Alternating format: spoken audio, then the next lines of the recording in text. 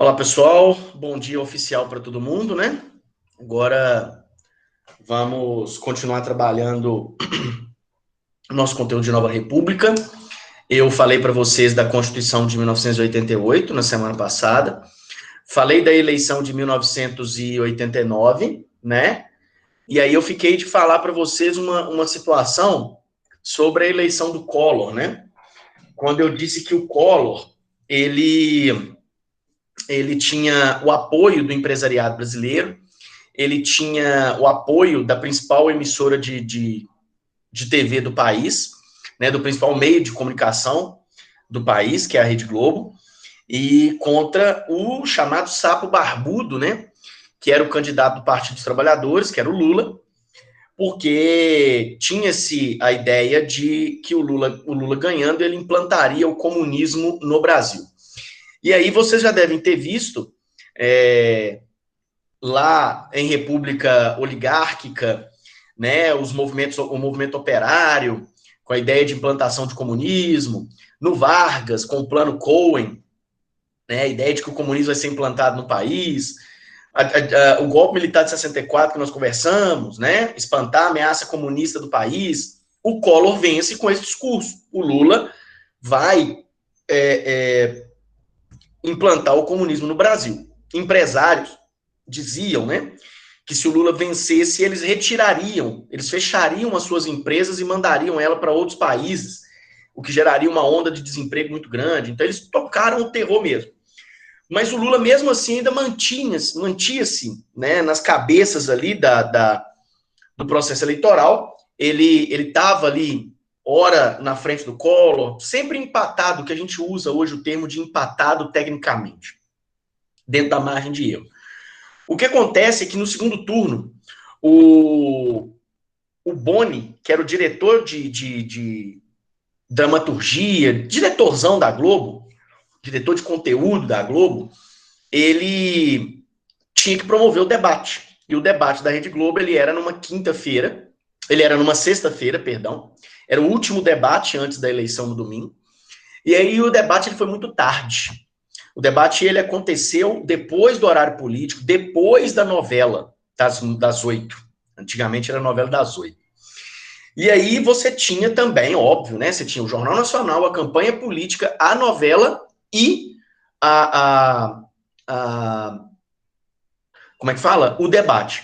Então, quem assistiria o debate eram os membros da classe alta, principalmente, classe média, classe alta, que não precisava levantar de madrugada para assistir, que não precisava levantar de madrugada para poder trabalhar. Então, a classe trabalhadora, ela não ia conseguir assistir, porque a galera que trabalha o dia inteiro ia demorar a chegar em casa por causa de transporte, ela assiste o Jornal Nacional, mas ela dorme muito cedo por causa do levantar cedo no dia seguinte. Então, o que foi feito? O Lula, ele estava... O debate não foi bom para nenhum dos dois, ele não foi bom para o Collor, ele não foi bom para o Lula, mas aconteceu uma coisa muito interessante que foi o seguinte, isso eu vou explicar para vocês daqui a pouco. Existe um plano de confisco de poupança, um plano econômico para confiscar a poupança dos brasileiros. E esse plano ele foi entregue para os dois candidatos. Tá? E eles sabiam. Só que ficou acordado entre as chefias de campanha que ninguém ia falar sobre isso. Uma hora que o Collor estava ali contra a parede, né, ele soltou que o Lula tinha um plano de confiscar a poupança e implantar o comunismo no Brasil. E eu lembro que o Lula olhou com uma cara pro Collor e falou, bicho, você é safado, que não era para falar sobre isso, que você também tem esse plano. Só que não ia adiantar, quem falasse primeiro ia se dar melhor.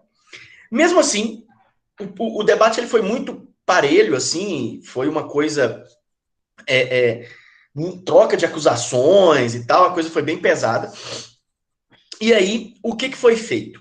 O Boni, diretor da Globo, ele passou a madrugada inteira, junto com os principais editores da Globo, e fizeram a edição do debate. Para esse debate passar, né? O debate foi na quinta-feira mesmo. Para ele passar na grade jornalística da Rede Globo toda sexta-feira. Então, Bom Dia Brasil, os jornais locais, Jornal Hoje, os jornais locais, segunda edição, Jornal Nacional e Jornal da Globo, que essa é a grade jornalística, eram os principais jornais da Globo na época. E aí foi feita uma edição que desfavorecesse o Lula e favorecesse o Collor e não desse tempo de ter nenhum tipo de alteração do processo. E aí o Collor vence no domingo, sendo então, como eu disse, o primeiro presidente eleito pelo voto direto após quase 30 anos, após 29 anos, que o último eleito diretamente foi o Jânio Quadros. Bem, o Collor vai assumir em 1990.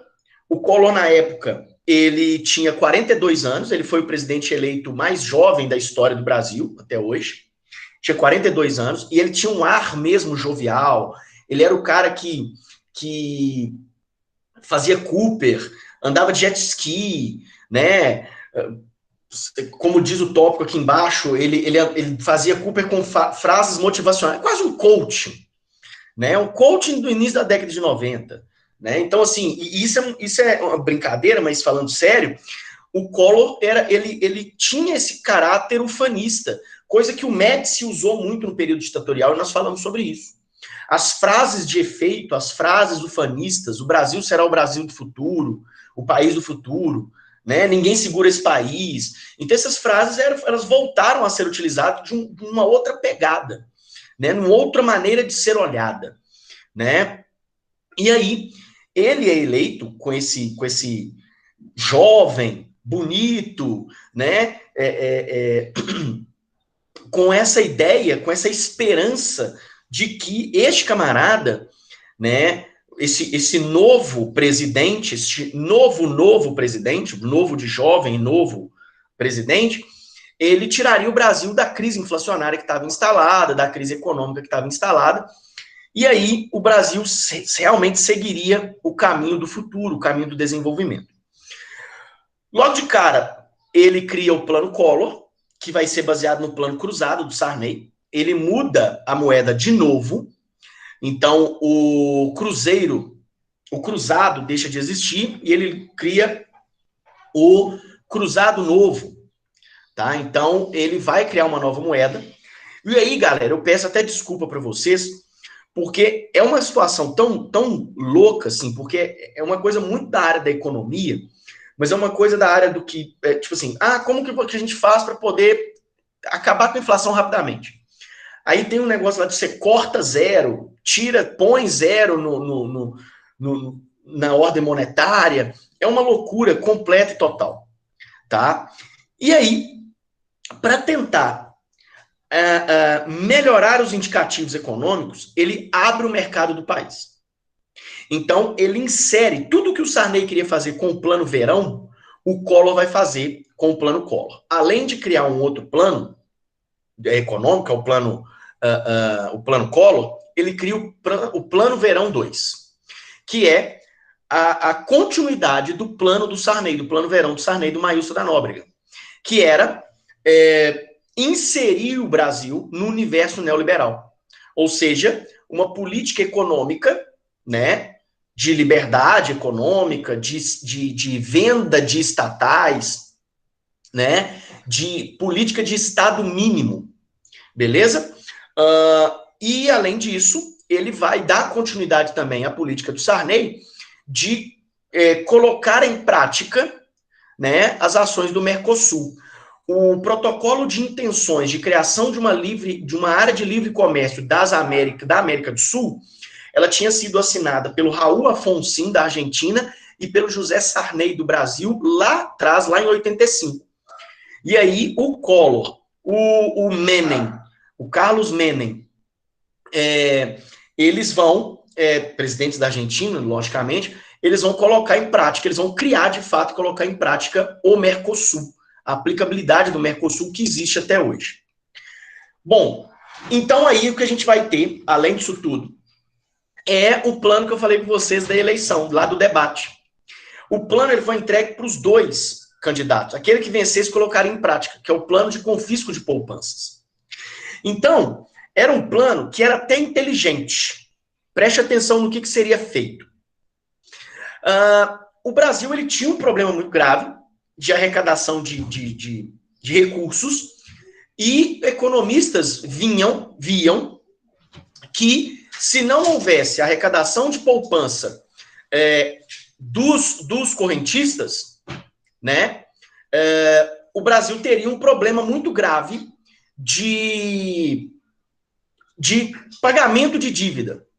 Tá? Estou falando de pagamento não de dívida externa. O Brasil estava renegociando a questão da moratória.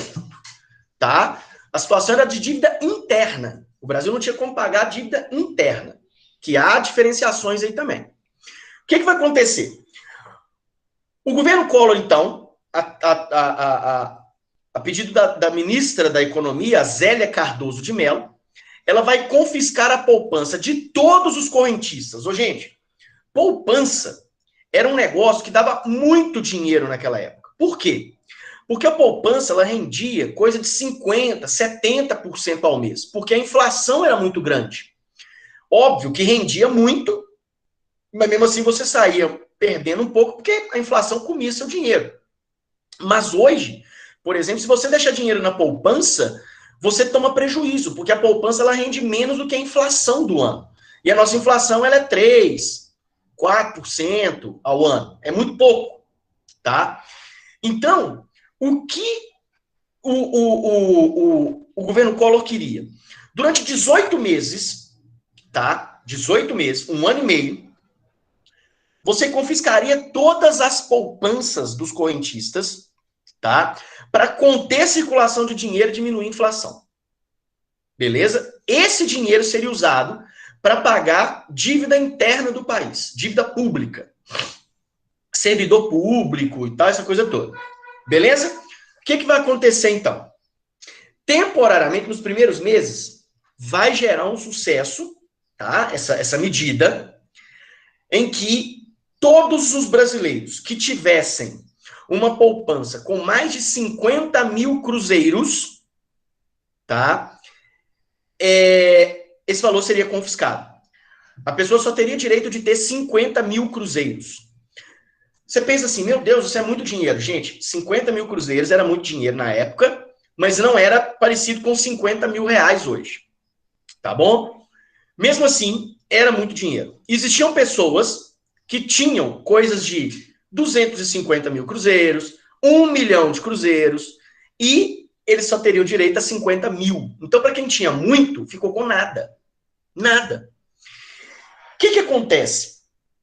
Depois dos 18 meses, né, ou próximo dos 18 meses, o Brasil não tinha conseguido recuperar o dinheiro das poupanças para ressarcir os brasileiros que tiveram confisco. Ok? Então, o governo simplesmente, olha, não vai dar para pagar. Além disso, você tem a explosão, né, do esquema de corrupção do governo Collor, que vai simplesmente paralisar o governo. E vocês vão entender isso daqui a pouco. Tá? O que vai acontecer, então? Olha só. Bom dia, Gabriel. Olha só. O Collor, ele tenta arrecadar dinheiro dentro da política neoliberal, realizando as privatizações, tentando diminuir gastos públicos. Ele é eleito com a ideia de ser o caçador de marajás. Quem que era o caçador o que era marajás? Marajás eram funcionários públicos que ganhavam fortunas no funcionalismo público e não faziam nada. Tá? Então eles eram chamados de marajás. Ele não ficou imune às denúncias de corrupção do governo. E aí nós temos uma situação muito interessante que deve ser colocada aqui. Que é o seguinte. O Collor, o Fernando Collor, este homem aqui, tá? Caçador de marajás, ele teve um caso extraconjugal com a sua cunhada, a esposa deste camarada aqui, do irmão dele, do Pedro Collor. E o Pedro Collor sabia de todos os esquemas do irmão, do Fernando, presidente. E descobriu o caso extraconjugal com a Tereza Collor. Então, ele vai na revista Veja e simplesmente conta tudo o que ele sabia. Tudo, tudo, tudo. E aí, nós temos uma situação muito legal que eu falei na aula passada, que deve ser colocada aqui agora. De novo. O Brasil é um país politicamente denominado país presidencialista, ele tem um sistema presidencialista em que o presidente ele concentra poderes de chefe de Estado e de chefe de governo. Ele concentra muito poder. Só que ele depende do Congresso, de ter a maioria no Congresso para poder governar bem. Se ele não tem a maioria no Congresso, ele não vai conseguir governar bem e ele vai ter que fazer concessões para os congressistas, né, para conseguir governar, para que os congressistas aprovem as suas medidas. Em 2018, no ano da eleição, eu tive alguns debates com alguns alunos aí do Ibituruna, do turno da noite, em que eu perguntei para eles se eles acreditavam, né, na ideia de que o atual presidente era um mito. E eles falaram que sim. E eu perguntei por quê. E eles falaram assim porque eles enxergavam que ele conseguiria fazer algo diferente e acabar com tudo isso que estava aí. Eu disse para eles que eles estavam sendo inocentes. Porque, logo de cara, o mito seria desmitificado.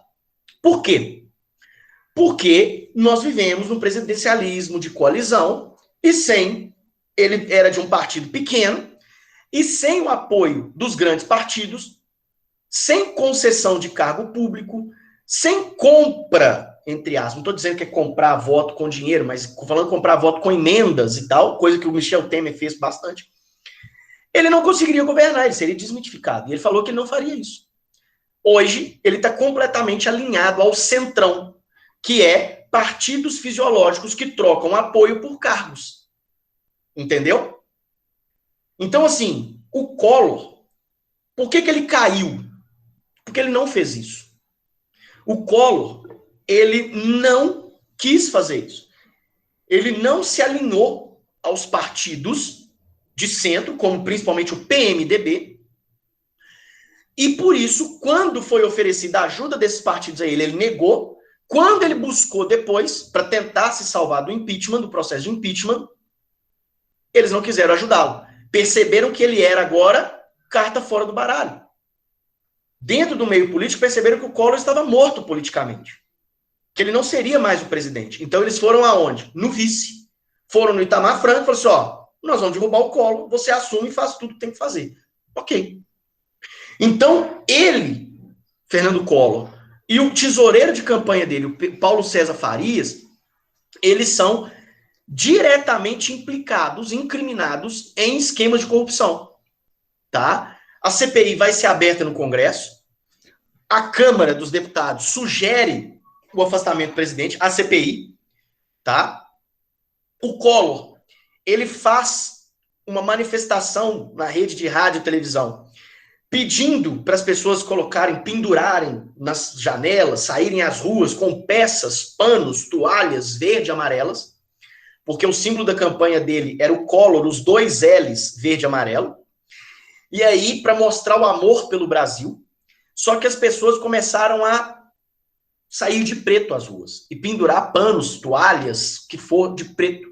E aí você tem manifestações populares comandadas pela União Nacional dos Estudantes, dos chamados caras pintadas.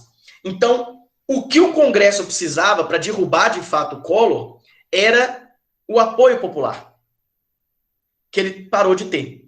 Então, o Congresso, a Câmara, abre o processo de impeachment, vai culminar na renúncia do Collor para ele tentar salvar seus direitos políticos, ele entrega a carta de renúncia no dia que vai votar o pedido de impeachment dele, só que aí o Congresso toma uma medida errada, que é não aceitar o pedido de renúncia e levar adiante, tá, o processo de impeachment, retirando do Collor os direitos políticos.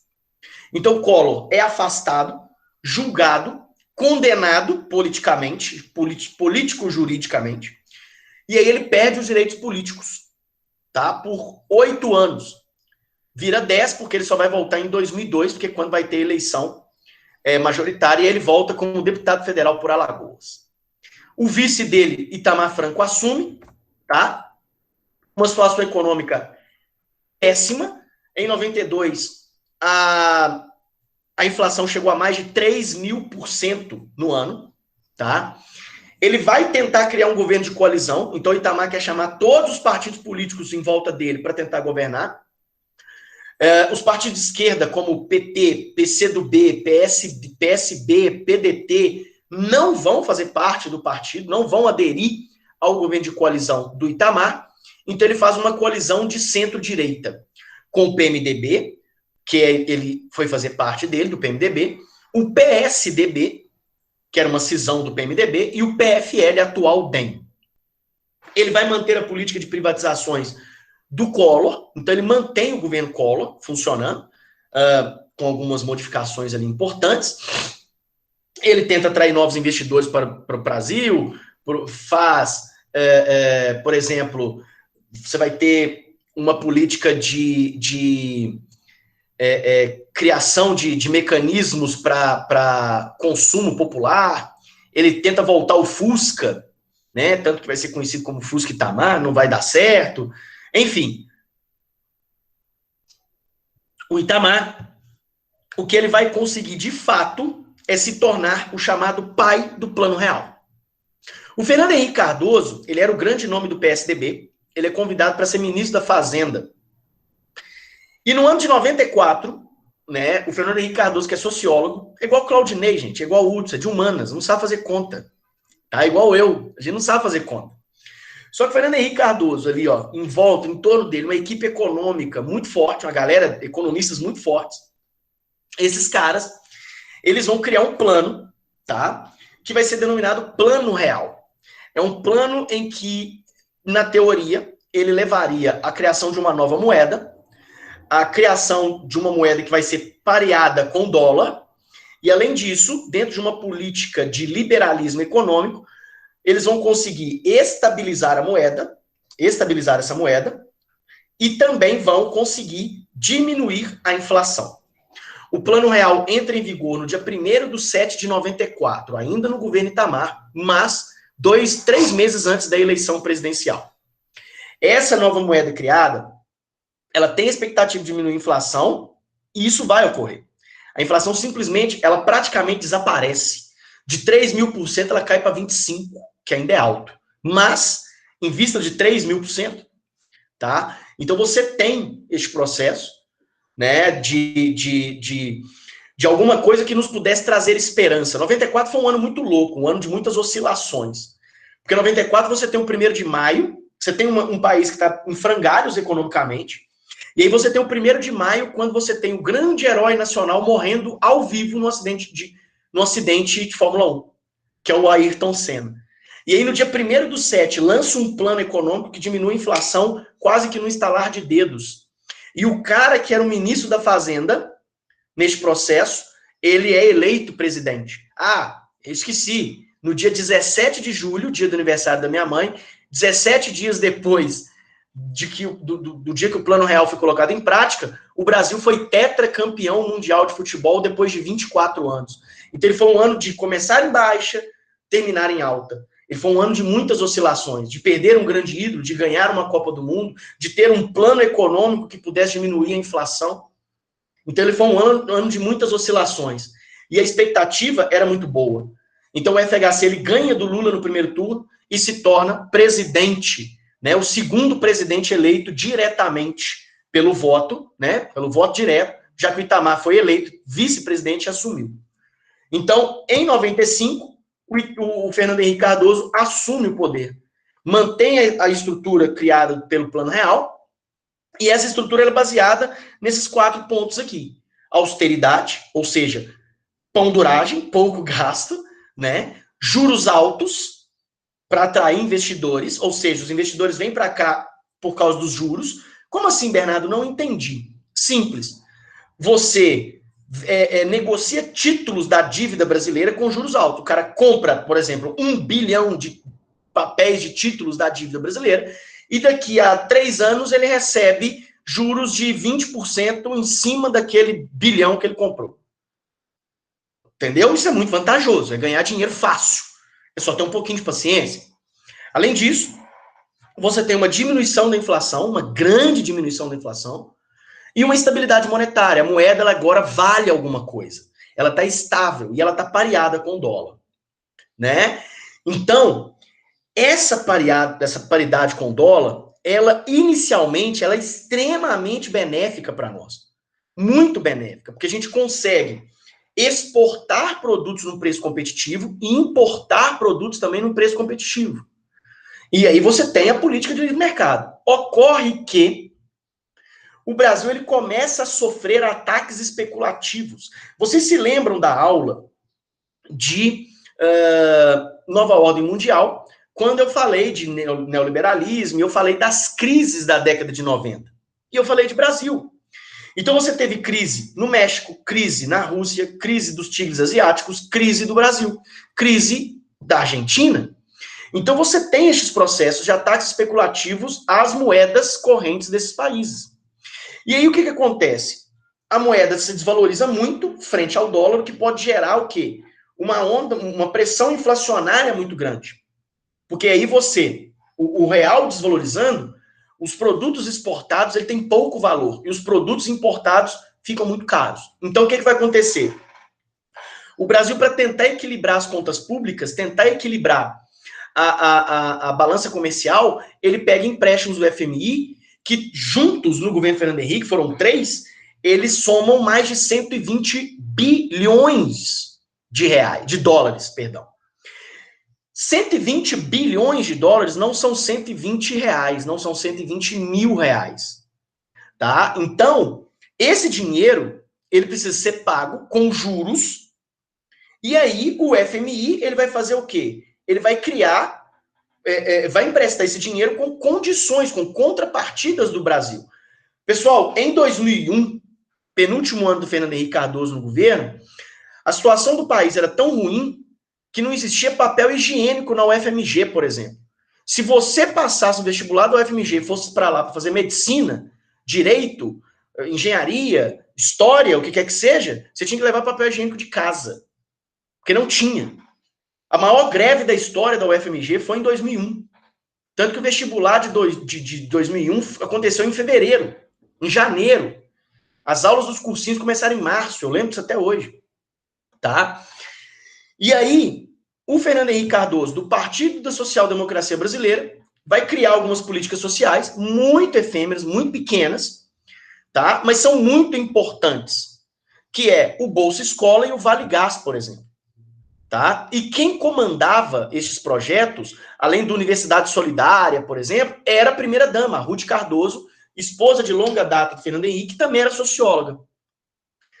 Os partidos de centro-direita apoiaram o Fernando Henrique, como PDT, PFL e PMDB, o que gerou, por exemplo, como eu disse, dentro desse contexto de presidencialismo de coalizão, você tem que dar cargos para esses caras, ministérios, presidências de estatais, né? Por exemplo, historicamente, o PMDB sempre fica com o DENIT, né? O Departamento Nacional de Infraestrutura de Transportes, antes chamado de DNR, Departamento Nacional de Estradas e Rodagens. Ou seja, obras que geram superfaturamento o tempo todo, né? Então, assim, vai bancar o partido por muito tempo. Então, você tem vários casos de corrupção, né? E você tem um dos maiores casos de corrupção da história, que é pouco falado, é o caso da PEC da reeleição, que é de onde surge o mensalão. O mensalão não é uma criação do PT. O PT se apropriou do mensalão dos tucanos, do PSDB. E onde que começou a acontecer isso? Aqui em Minas Gerais, onde o governador de Minas Gerais, à época, o Eduardo Azeredo, ele, para tentar, foi passada a PEC da reeleição na Câmara, todo mundo pensou, olha, o governo Fernando Henrique é tão bom, tão legal, que eu acho que ele deveria ter mais 4 anos. E vai, não está na Constituição, né, e tal, mas, assim, se fizerem um projeto aí e aprovar, eu me coloco, eu coloco meu nome para se reeleger, né? E aí foi aprovado a PEC, o projeto de emenda constitucional da reeleição em 98, e o Fernando Henrique concorre ao novo mandato e venceu o Lula de novo no primeiro turno. Por quê? Porque o primeiro governo dele realmente foi muito bom, tá? A moeda foi estabilizada, né? Você teve ataques especulativos, ele conseguiu pegar dinheiro no FMI rapidamente, né? Continuou o processo de privatizações, só que no segundo governo ele vai aderir ao câmbio flutuante, que é o que existe hoje para nós, tá? A moeda ela oscila de acordo com o mercado internacional. Então, por exemplo, a nossa moeda ela está tão desvalorizada ultimamente que o dólar vale mais de R$5, né? Então, caso um de vocês passando aí no Enem, conseguindo uma nota foda no Enem, e quiser, por exemplo, depois de vacinado, ir para a Disney, você vai ter que desprender aí, por exemplo, R$1 bilhão para poder conseguir ir para a Disney de classe econômica e ficar num hotelzinho barato lá em Orlando. Porque o nosso dinheiro não está valendo nada frente ao dólar. Beleza? R$1 bilhão é uma brincadeira, tá? Mas vai ser muito dinheiro do mesmo jeito. Enfim, a gente tem então a adesão do câmbio flutuante. Isso vai gerar uma forte desvalorização monetária, fazendo com que a gente pegue mais empréstimo no FMI, gerando aqueles 3 que eu falei com você, que somam mais de 120 bilhões de reais. O projeto de privatizações, ele é continuado. E na segunda metade, no segundo mandato do Fernando Henrique Cardoso, nós temos as 2 grandes privatizações do seu governo. Em 97, ocorre a privatização da Vale, da Companhia Vale do Rio Doce, transformada em Vale, e em 98, do sistema Telebrás. A Vale, para vocês terem uma ideia de como foi privatizada a toque de caixa. Não foi feito um efetivo valor da coisa e tal. A Vale foi vendida por 3 bilhões de dólares. 3 bilhões. Você pode pensar assim, Bernardo, mas 3 bilhões é muito dinheiro. Sim, mas em 2010, a Vale ela teve o seu maior valor de mercado na história. 250 bilhões de dólares. Beleza? Eu não sei nem quantas vezes mais.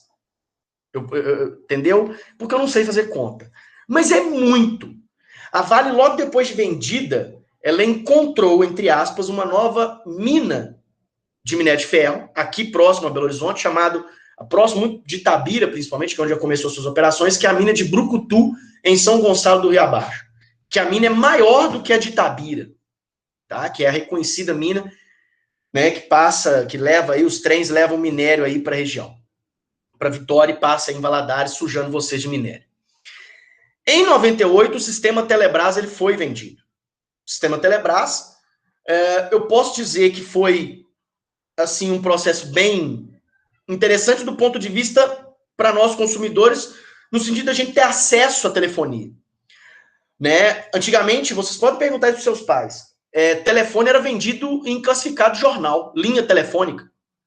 Você trocava carro por linha telefônica. Você fazia consórcio de linha telefônica.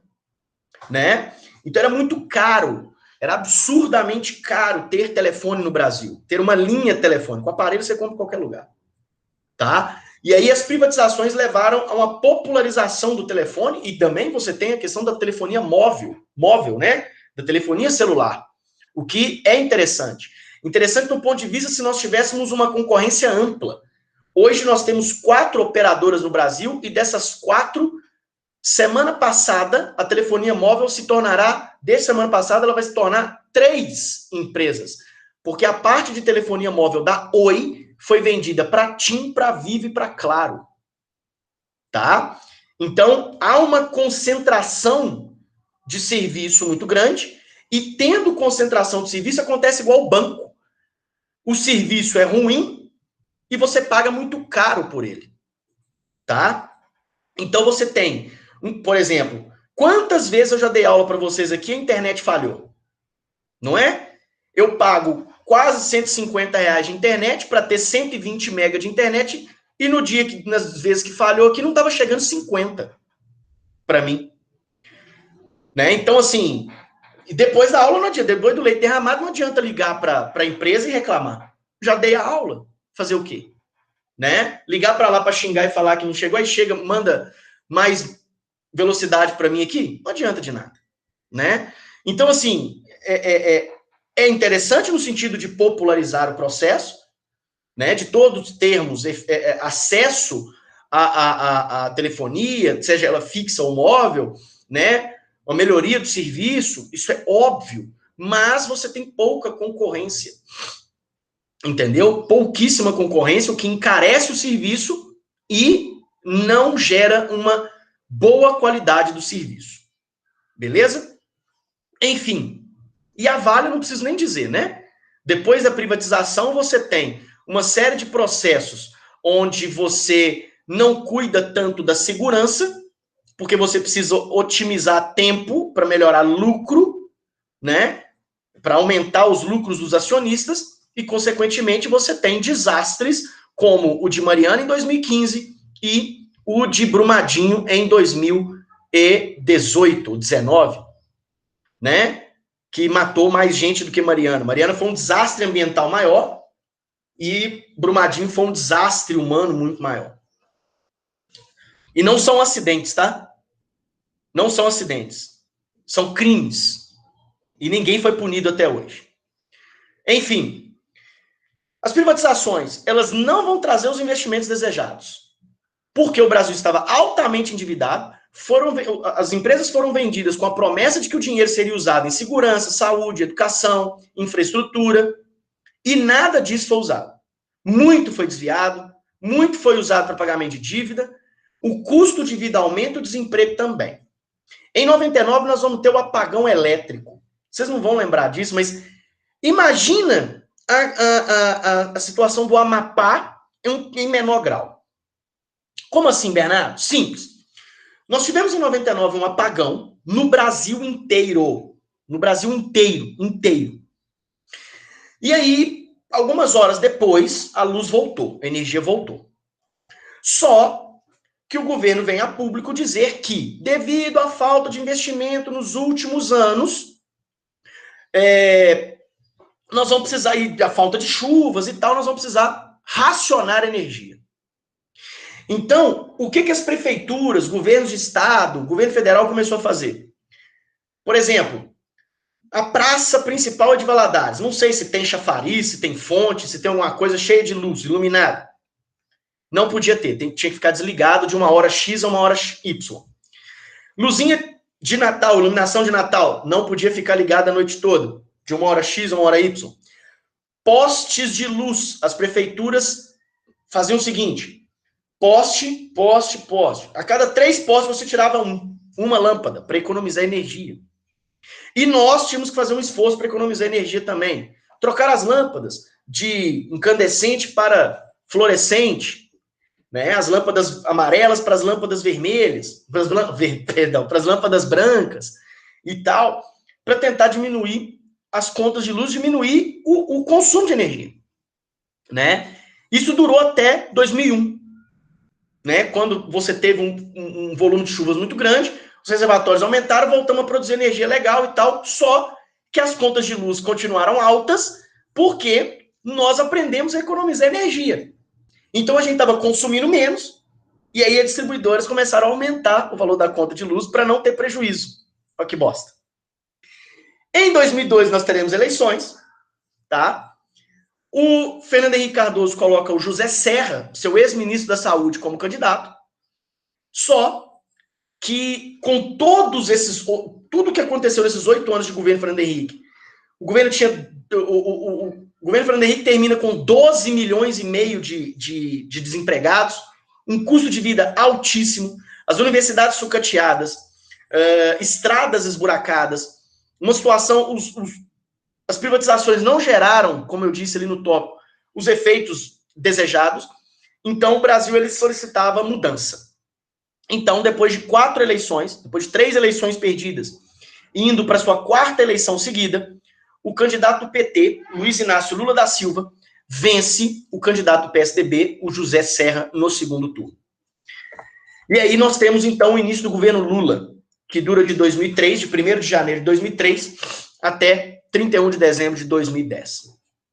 O Lula consegue se eleger presidente, como eu disse.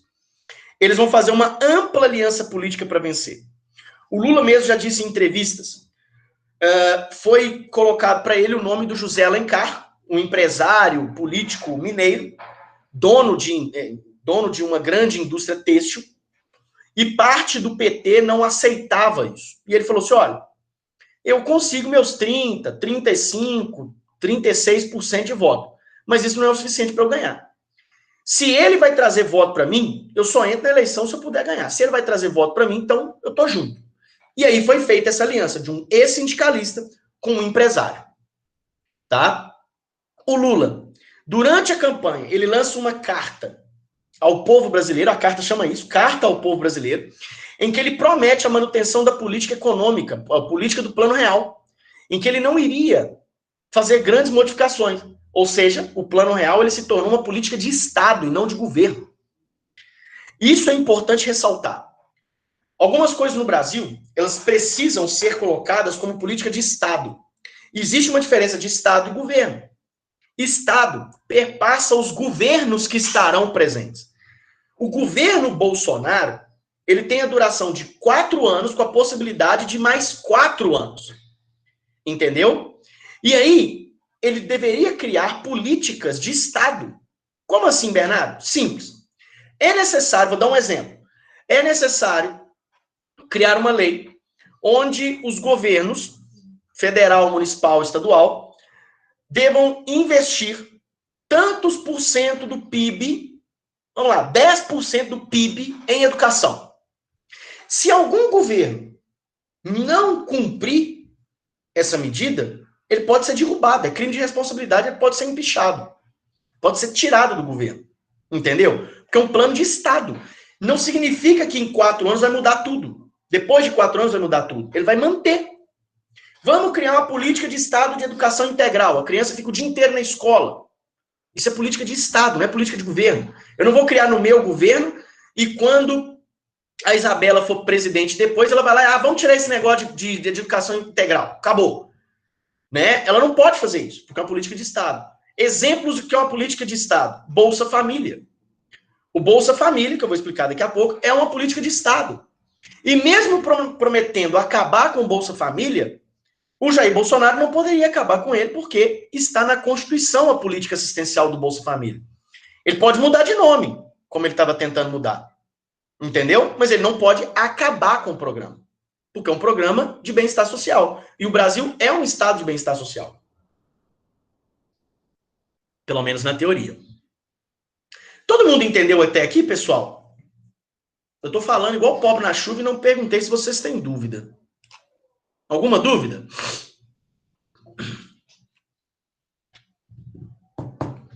Tranquilo? Uhum. Então vamos prosseguir então. Vamos lá. Beleza. Vamos prosseguir então. Aqui, a gente tem então o Lula vencendo as eleições, como eu disse, em 2002, toma posse. E logo de cara o Lula, um pouco antes, na verdade, da posse, ele vai ser diplomado. E, na verdade, na posse mesmo, no dia da posse, perdão, ele vai no Congresso e diz que ele não ia sossegar enquanto existisse brasileiro passando fome. E logo de cara ele cria um programa chamado Fome Zero. Esse programa, ele consistia em garantir assistência alimentar para a população miserável. Então, assim, ele dizia que a população miserável tinha direito de fazer 3 refeições por dia. Entendeu? Então ele cria esse programa, tá? Um programa de assistência social para garantir essa segurança alimentar. Tá? Então você vai ter, por exemplo, uma coisa muito interessante nas cidades, e eu não sei se Valadares tem isso, mas nas cidades grandes, capitais e cidades médias também, são criadas pelas prefeituras, com dinheiro federal, os restaurantes populares, né, em que a comida ela é de qualidade e barata. Né, eu lembro, eu já almocei em restaurante popular aqui em Belo Horizonte, perto da rodoviária, e eu lembro que o almoço era R$1. Né, a janta era 50 centavos. Hoje, os restaurantes populares aqui em Belo Horizonte são vários e eles servem café, almoço e janta. Tem também, né, Isabela? Ótimo, ótimo. Então, eu nem sei se o custo é esse hoje, deve ter aumentado o preço, mas é algo que garante, que tem que garantir que a população mais pobre possa se alimentar. Enfim, esse é um dos programas, tá? Só que eu estou falando para vocês. O governo Lula, economicamente, ele vai manter a estrutura. Isso, tinha sim, Maria Clara.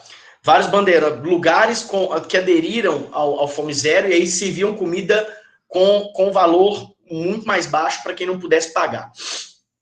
E aí você tem também os restaurantes populares que entravam dentro do programa Fome Zero. Então, tipo, você tem um dinheiro separado para o programa Fome Zero, e aí você construía restaurantes populares, por exemplo, para o Fome Zero, dentro desse dinheiro do programa, né? Então, por exemplo, Tem o programa Valadares, que é construir um restaurante. Quantos milhões que precisa para construir um restaurante? Ah, 2 milhões. Então manda 2 milhões para Valadares, a prefeitura vai lá, faz a licitação, constrói o restaurante e põe ele para funcionar. E o governo vai subsidiando a comida, os alimentos que vão chegando, e a prefeitura paga os funcionários, né, os cozinheiros, tal, pessoal. Enfim, a estrutura econômica do Plano Real do governo Fernando Henrique ela é mantida, que é a busca por superávit, né, ou seja, manter a balança comercial favorável, austeridade, ou seja, pouco gasto público, e inflação baixa. Então, o governo ele tinha esse tripé, austeridade, superávit e inflação baixa. Ele tinha que manter esse tripé para poder conseguir manter esse alinhamento prometido, né, e conseguir atrair investimentos estrangeiros. O que ele conseguiu, a ponto de fazer com que o Lula, em 2005, pagasse a dívida externa do país. Dívida externa essa que estava sendo paga só juros e juros e juros desde lá do JK, e aí ele simplesmente quitou a dívida externa, tá? Você tem uma grande dívida interna, mas você quita a dívida externa. O Brasil ele deixa de ser devedor do FMI e passa a ser credor do FMI. O Brasil ele vira sócio do FMI quando ele empresta dinheiro para o FMI emprestar dinheiro para outros países. O governo Lula conseguiu, por exemplo, elevar consideravelmente as reservas cambiais. Então, se caso aconteça uma grande crise econômica que afete a nossa moeda e desvalorize ela, o Brasil ele tem dinheiro, reserva cambial, o que eu estou querendo dizer, reserva em dólar, para que o Brasil possa comercializar dólar no mercado para poder conter uma pressão da alta do dólar e manter ele ali num patamar aceitável frente ao real. Tá? Então, o governo Lula ele vai trabalhar essa parte econômica muito ligada ao neoliberalismo do PSDB, do Fernando Henrique Cardoso, mas ele vai ampliar fortemente os gastos, os investimentos, melhor dizendo, na questão social. Tá? Então, você tem diversos programas sociais que vão ser criados ou ampliados no governo Lula. Então, o Lula vai pegar, por exemplo, o Vale Gás e o Bolsa Escola e transformar no Bolsa Família. E o Bolsa Família ele vai se tornar, no próximo governo, o governo Dilma, o maior programa de transferência de renda do mundo. Né? O Bolsa Família ele alcançou o ápice de atendimento de 50 milhões de pessoas, em condições assim extremas. Eu conheço pessoas que simplesmente mudaram de vida por causa do Bolsa Família, do pouquinho que pingava ali do Bolsa Família todo mês. Né? E o Bolsa Família ele tem contrapartidas. Você simplesmente não entrega o dinheiro para a pessoa. Primeiro, que o dinheiro, o cartão do Bolsa Família fica em nome da mãe, não fica em nome do pai. Porque a mãe ela tem essa consciência maior, são pesquisas, tá? De primeiro cuidar dos filhos, depois cuidar de si. Né? Então, ficava no nome da mãe. Segundo, existiam contrapartidas relacionadas aos beneficiários. Por exemplo, crianças em idade de recém-nascido, bebês ali, né, maternal, tudo, tinha que estar com cartão de vacinação em dia. Se não tivesse em dia, perdia o benefício. E crianças em idade escolar tinham que ter, no mínimo, 75% de presença no ano letivo. Se tivesse menos do que isso, a família perdia o benefício e teria visita de assistente social para saber o que aconteceu. Então, existe contrapartida. Para pais e mães, as prefeituras pouca gente sabe disso, as prefeituras eram obrigadas, tá, a dar cursos profissionalizantes para que a pessoa não ficasse a vida inteira dependente do Bolsa Família, né? Então, a partir do Bolsa Família, ela ganhava cursos profissionalizantes, conseguia uma profissão, e a partir do momento em que ela pudesse substituir o Bolsa Família pelo salário daquilo que ela se profissionalizou, ela abria a mão do Bolsa Família e o cartão era passado, ou seja, aquele benefício era passado para outra pessoa. Beleza? Então, pouca gente sabe disso. O Bolsa Família ele se torna, então, premiadíssimo no mundo inteiro e o maior programa de transferência de renda do mundo. Existia um outro programa chamado Luz para Todos, em que, junto com as distribuidoras de energia elétrica, foi feito isso a partir da Eletrobras, que é a grande estatal de energia elétrica do Brasil, e também de Furnas, que é subsidiária da Eletrobras, foi feito um programa de expansão de atendimento de distribuição de energia elétrica no Brasil. Então, pessoal, existiam pessoas ainda nos rincões do interiorzão, do sertão, do Nordeste, do não sei o quê, do Norte, que usavam lamparina ainda. Né? Não tinha energia elétrica. Energia elétrica é desenvolvimento, gente. Como que você instala uma empresa, um comércio, num lugar que não tem energia elétrica? Você está entendendo? Energia elétrica gera emprego, gera desenvolvimento e gera emprego, gera renda, gera consumo. Então, tem o Luz para Todos, que leva energia elétrica para todo o país. Amplia consideravelmente, fortemente, a oferta de energia elétrica em lugares que não existiam. Nós estamos falando do ano do século XXI já, galera. Beleza? O ProUni, que vocês bem conhecem, o Programa Universidade para Todos, em que, em troca de diminuição de impostos, as universidades privadas ofertam vagas para alunos que não têm condição de pagar as mensalidades. E você tem o FIES, o novo FIES, que o FIES ele é criado no governo Fernando Henrique Cardoso, e o novo FIES, em que vai facilitar o acesso do aluno ao financiamento e também a ampliação do número de beneficiados pelo Fundo de Investimento na Educação Superior, tá? Que é o FIES. Só maravilha, né? Mas o governo Lula ele não fica imune às denúncias de corrupção. Em 2005 surge o caso do Mensalão. O caso do Mensalão, como eu disse, ele não foi criado pelo PT, mas ele foi continuado. Ele foi criado pelo PSDB, mas ele foi continuado pelo PT e ampliado. Então o PT, para manter a base no Congresso, ele comprava os votos, né? Então, o meu deputado aqui, Gabriel Alpercata, ele quer votar uma medida a favor do governo, que sou eu. Então, eu vou lá e pago para ele uma quantia X, que ele e esse dinheiro vai para ele, e é dinheiro público, e aí ele vota a meu favor. Então, você tem esse escândalo que vai tirar ali do comando do governo Lula vários nomes importantes, inclusive o seu natural sucessor, o José Dirceu. Esse escândalo não atinge a popularidade do Lula, que se reelege com recorde de votos em 2006. O Lula ele vence o Geraldo Alckmin, do PSDB, com 63% dos votos no segundo turno, proporcionalmente mais votos do que o Jânio Quadros em 1960. A popularidade do Lula não parava de crescer no segundo mandato. O segundo mandato dele ainda foi, vamos dizer, melhor do que o segundo. O Brasil, em 2009, consegue crescer 7%, né? O Brasil tinha crescido apenas menos do que a China.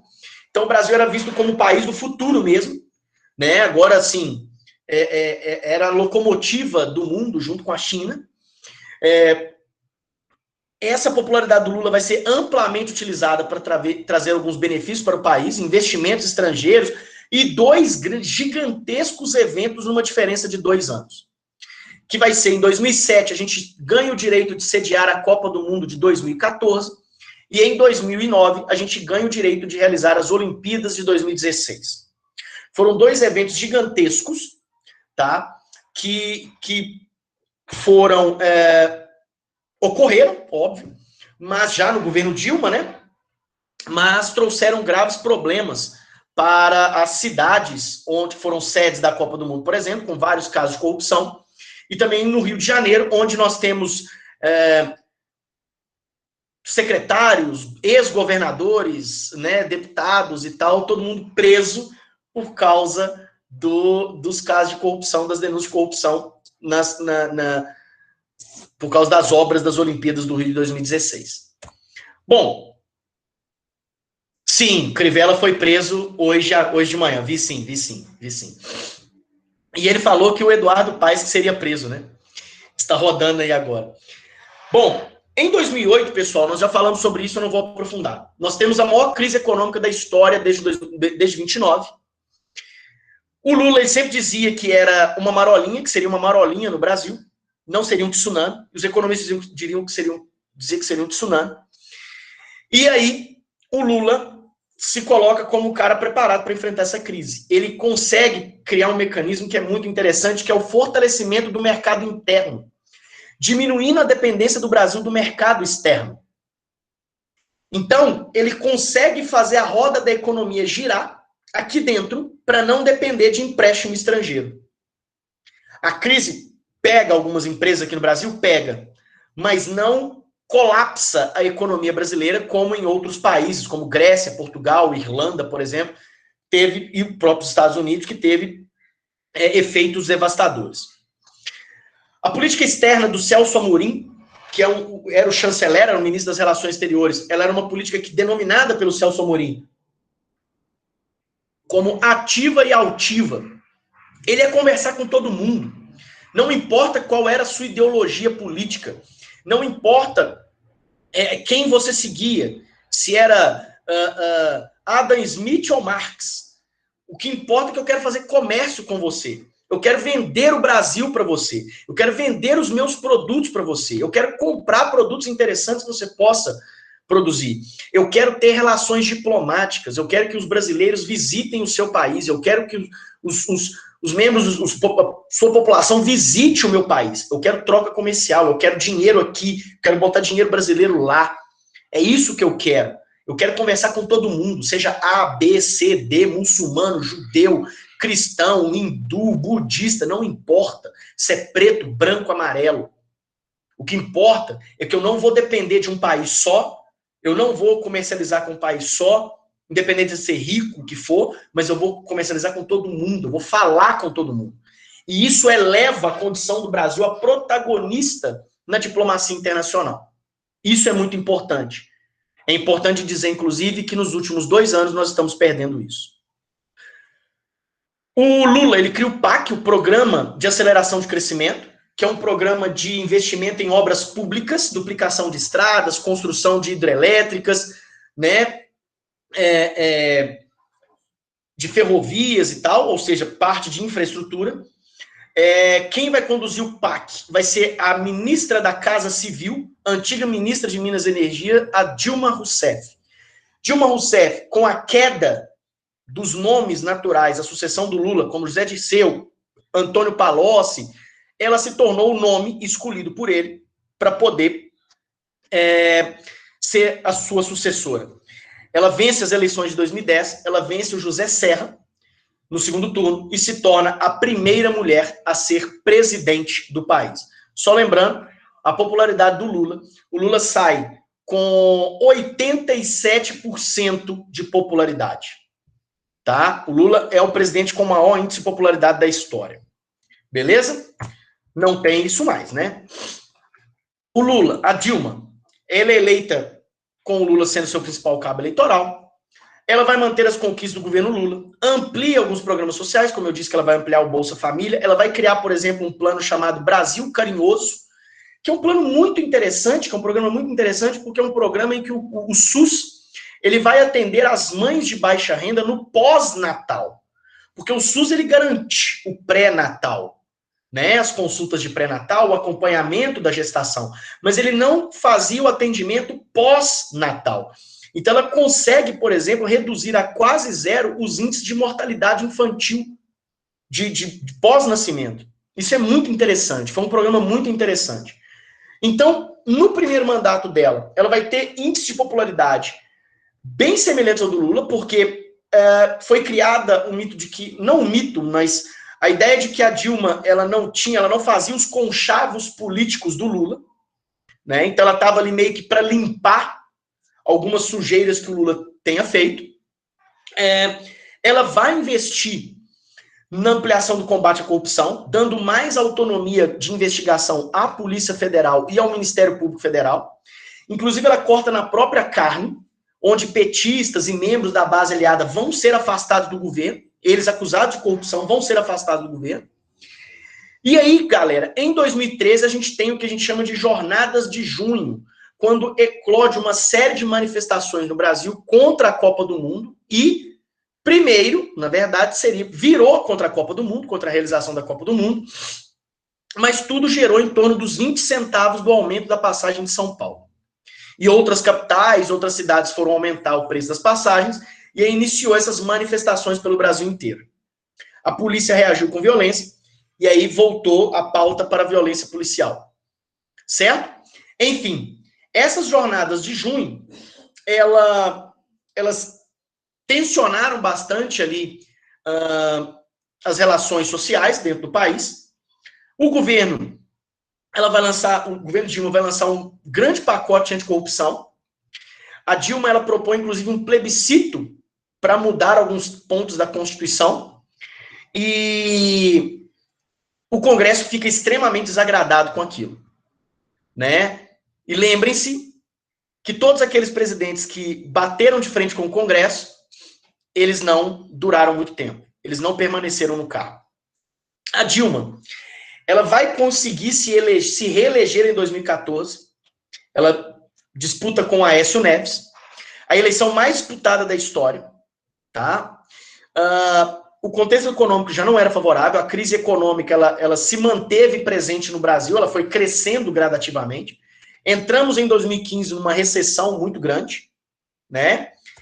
E aí, para piorar a situação da Dilma, a primeira mulher eleita, nós temos um Congresso em 2014 muito hostil à figura da presidente. Ele era muito conservador. E aí, a Dilma, que tinha a premissa de não negociar com bandido, ela mesma diz numa entrevista que ela não entregou a sua alma ao diabo. O presidente da Câmara, o Eduardo Cunha, conhecido no Rio de Janeiro por ser um cara extremamente corrupto, ele é o presidente da Câmara e ele está sendo acusado dentro da Câmara dos Deputados de corrupção.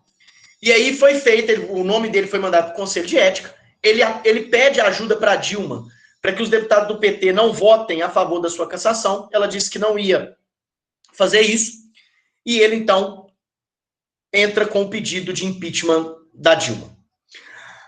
Por conta das chamadas pedaladas fiscais. Foi denominado crise de responsabilidade, que era pegar dinheiro de benefícios, como o Bolsa Família, pegar dinheiro que estava, por exemplo, separado para uma obra, e ela colocou para o Bolsa Família, por exemplo. E aí, quando o dinheiro de arrecadação de impostos caía na conta do governo, estou explicando de forma bem simples, ela pegava o dinheiro e colocava, esse dinheiro era para ir para o Bolsa Família, ela pegava o dinheiro que já tinha ido e colocava de onde ela tirou. Isso foi chamado de pedaladas fiscais. Todos os presidentes antes da Dilma fizeram isso. Todos. Absolutamente todos. Com um Congresso hostil, com um Congresso que era, como eu disse, ela não tinha maioria, e ela não quis vender a alma ao diabo, como ela mesma diz. No dia 31 de agosto de 2016, Dilma é afastada definitivamente do cargo. E quem assume é o seu sucessor, o seu vice-presidente, perdão, que é do PMDB, Michel Temer. Beleza? Ele assume a presidência da República. Bem, nós tivemos, né, entre 2014, 2015, principalmente 2016, uma série de manifestações entre apoiadores do governo Dilma, detratores do governo Dilma, como o pessoal do MBL, por exemplo. O Michel Temer, ele era o vice da Dilma desde o primeiro mandato, desde 2010, né, ele era o vice da Dilma, mas ao assumir, ele faz uma guinada, né, 180 graus ali, no tipo de governo que a Dilma estava fazendo junto com ele. Então ele altera todo o ministério, ele vai alocar políticos de partidos que eram de oposição ao PT. Por exemplo, PSDB e DEM, que eram oposição ao PT, agora fazem parte do governo. E o PT, que antes era governo, agora é oposição. O governo Temer, então, busca retomar o crescimento do país. Ele vai apostar na diminuição do Estado. Tá? Então, por exemplo, ele vai privatizar, vai voltar a privatizar, e vai criar as chamadas reformas estruturantes. Então, vai ser aprovado, por exemplo, a reforma trabalhista, em que a CLT ela é completamente fatiada, beleza? E você tem a reforma da Previdência, que também vai ser aprovada, em que eu gosto de brincar e dizer que vocês aí, jovens de Eu sempre digo que não vai me afetar. Eu falo sempre isso. Quem foi meu aluno ano passado, presencialmente, sabe do que eu estou falando. Mas eu dizia que vocês de 17, 18 anos serão muito afetados pela reforma da Previdência. Né? Vocês vão morrer de trabalhar. Ou morrer antes de aposentar. Brincadeira. Ô, gente, o barulho da Maquita tá forte aqui. Os caras ficaram sem trabalhar a semana inteira. Hoje, no dia da minha aula, eles vêm cá e voltam a trabalhar. É brincadeira. Mas vamos lá. O Temer, ele vai realinhar a política externa. Então, vai haver uma aproximação maior do Brasil com os Estados Unidos, beleza? E um afastamento do Brasil de outros países menos importantes, mas menos importantes no sentido diplomático, de ser uma potência e tal. Você tem essa política de alinhamento com esses países e a pauta desse país. Por exemplo, em 2016, a gente tem nos Estados Unidos a eleição do Donald Trump. Então, o Brasil, ele fica naquela situação, vamos cuidar do meio ambiente ou vamos adotar uma política antiglobalista ou anti-meio ambiente, né, antipreservacionista. Então, o Brasil fica nessa situação aí. Aí, você tem a Operação Lava Jato, que acontece desde 2014, e ela atinge o governo Dilma, né, por causa dos escândalos de corrupção na Petrobras. Só que a Operação Lava Jato continua a fazer estrago no governo Temer, tá? Algumas investigações, elas vão apontar diretamente para o Michel Temer, diretamente para o presidente. Inclusive um áudio dele pedindo propina, né, para o presidente lá da JBL, daquela empresa de carnes lá e tal. Né, ele falando, tem que manter tudo isso que tá aí. Né, o cara falando lá do Eduardo Cunha, aquela coisa toda. Bom, as denúncias de corrupção atingem diretamente o Temer, vão atingir o candidato derrotado em 2014, Aécio Neves, o bastião da moral e dos bons costumes. Você tem a abertura de um processo de impeachment contra o Michel Temer, e aí que está aquilo que eu gosto de dizer, de você ter o Congresso nas suas mãos, de você ter a maioria do Congresso. Quando você... O processo de impeachment, ele é um processo político-jurídico. Então você precisa de apoio jurídico, de apoio político para não ser empichado.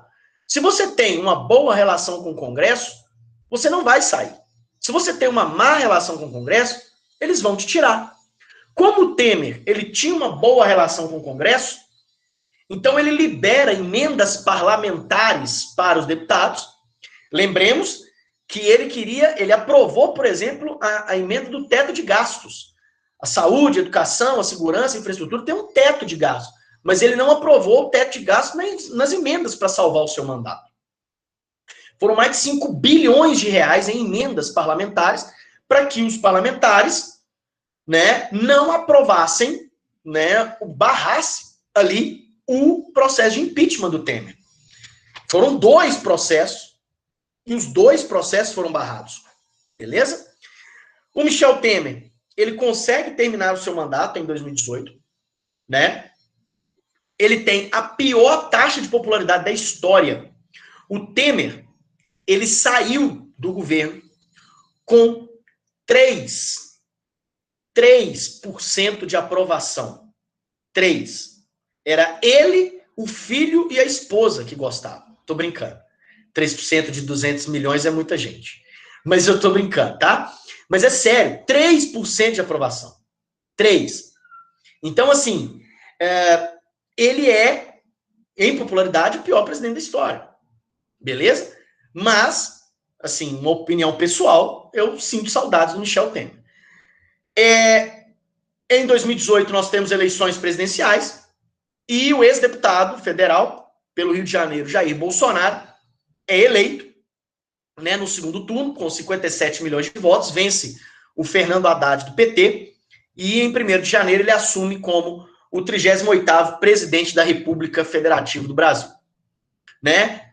O Jair Bolsonaro, então, atual presidente, que inclusive está chamando o Michel Temer para ajudar ele lá com o Joe Biden, atual presidente eleito dos Estados Unidos, já que o Temer e o Joe Biden são amiguinhos.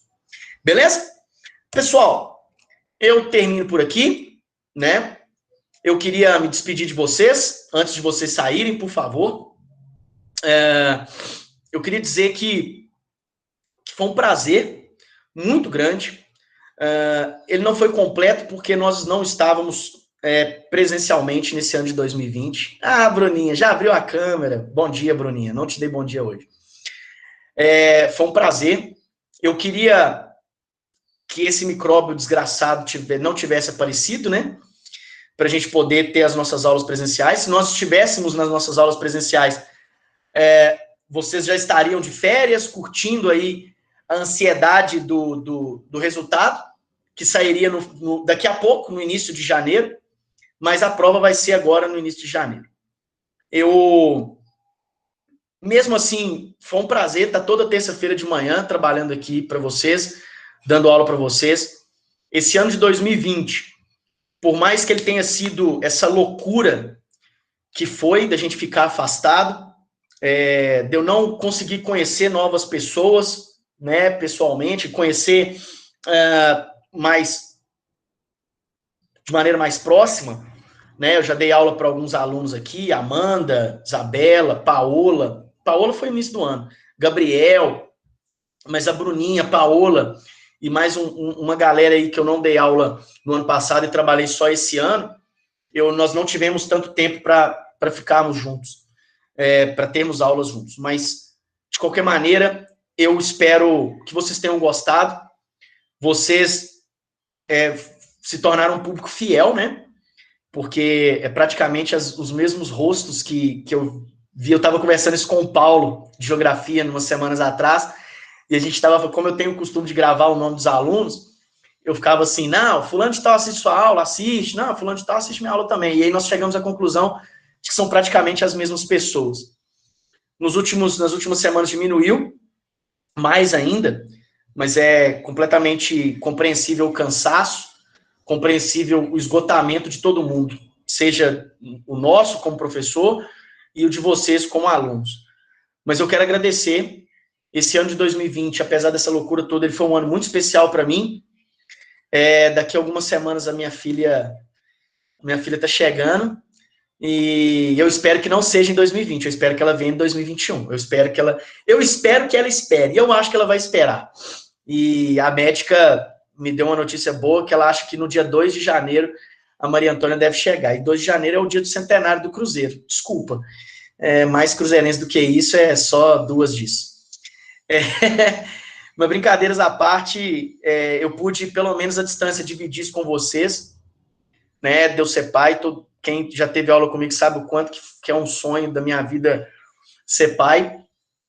E eu queria agradecer a todos vocês por todas essas terças-feiras que nós estivemos juntos, todas as zoeiras, as brincadeiras. Se alguém ficou ofendido com alguma brincadeira que eu fiz, me desculpe. Foi para tentar agradar e às vezes a gente não agrada. Mas muito obrigado pela presença de todos virtualmente. Uma pena nós não termos passado tanto tempo junto nesse ano, mas eu espero de coração que vocês que ficaram comigo até aqui, ficaram com todos os professores até aqui, obtenham todo o sucesso do mundo. Eu espero de coração ver a fotinha de vocês no Instagram do Top no ano que vem. E pode ter certeza que eu vou rezar por todos vocês. Eu não vou torcer só, não. Eu rezo pelos meus alunos, eu rezo por quem é fiel à minha aula, e eu sou fiel a quem assiste minha aula. Então, pode ter certeza que eu vou pedir minha avó tem uma reza forte também. Então, eu vou torcer muito, rezar muito, e eu desejo todo o sucesso do mundo para vocês, seja na vida pessoal, seja na vida profissional, e que lá na frente, quando o resultado do Enem sair, o nome de vocês estejam lá com uma nota bem alta e que vocês consigam alcançar os objetivos, tá? Um Feliz Natal para todos vocês, tá? Um Feliz Ano Novo para todos. Logo depois que o Réveillon passar, tem as aulas de revisional. O revisional já está gravado, porque a gente entra de férias, mas eles já estão gravados. Então, eu gravei 4 aulas. uma de Primeira Guerra Mundial e uma de Entre Guerras, Nazifascismo, Crise de 29, outra de República Liberal e uma de Era Vargas e República Liberal.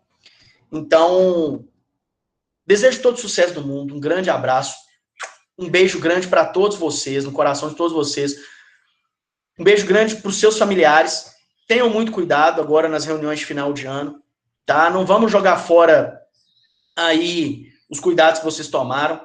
Eu vou reunir com minha família, mas vai ser pouca gente, nós vamos ficar de máscara, tirar a máscara só para comer e tal. Tomem esses cuidados também. A gente tem recebido as notícias tão ruins de Valadares, de que os leitos de hospital estão tão cheios e tal. Não vacilam, não, tá? Sem vacina.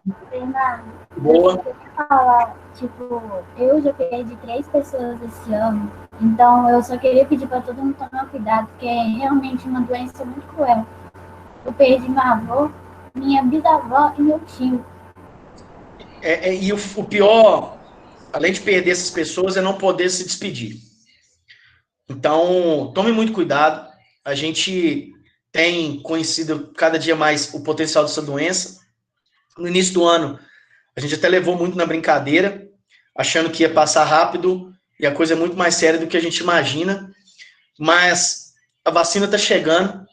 Só espero que essas brigas políticas sobre a vacina elas terminem e que a gente possa ser vacinado o mais breve possível. Pessoal, Deus abençoe todos vocês. Muito obrigado pela presença de todos vocês. Foi um prazer, velho. Foi um prazer trabalhar mesmo à distância com todos.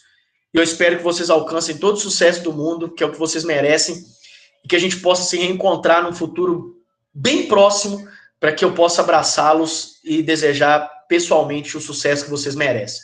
Obrigado mesmo, de coração, e até nunca mais, que eu espero não vê-los, porque significa que vocês tiveram o sucesso que eu estou desejando. Só que é meio impossível nesse momento, mas eu vou... Tá? A gente se vê o mínimo possível, só para dar um abraço, para desejar o sucesso que vocês merecem, tá?